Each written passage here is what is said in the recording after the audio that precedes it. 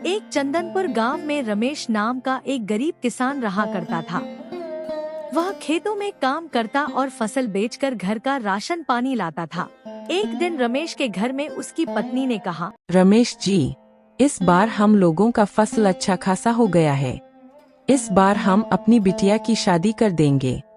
अरे हाँ रेखा, इस बार अपनी बिटिया की शादी करवा देंगे। यह बोलकर रमेश खेतों की तरफ चल दिया और रेखा ने अपनी बेटी को बुलाया और कहा, बेटी, अब तुम्हारी शादी की तैयारियां शुरू होंगी। तुम अब बड़ी हो गई हो और तुम्हारे पिताजी ने तुम्हारी शादी करवाने का फैसला लिया है। यह सुनकर मीरा थोड़ी शर्माई और उसने धीरे से कहा, पिताजी ने कहा है तो ठीक है, मैं शादी करने के लिए तैयार हूँ।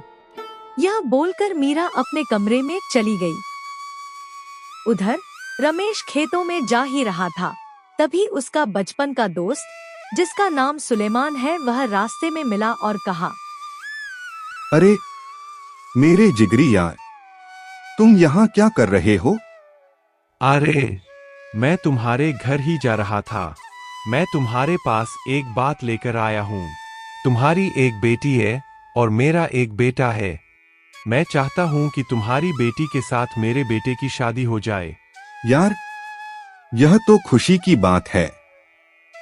मैं भी चाहता था कि मेरी बेटी की शादी किसी रिश्तेदार से ही हो। अरे दोस्त, चलो न मेरे घर यार, मेरी बेटी को भी देख लेना। हाँ क्यों नहीं, चलो। यह बोलकर दोनों दोस्त रमेश के घर की ओर चल पड़े।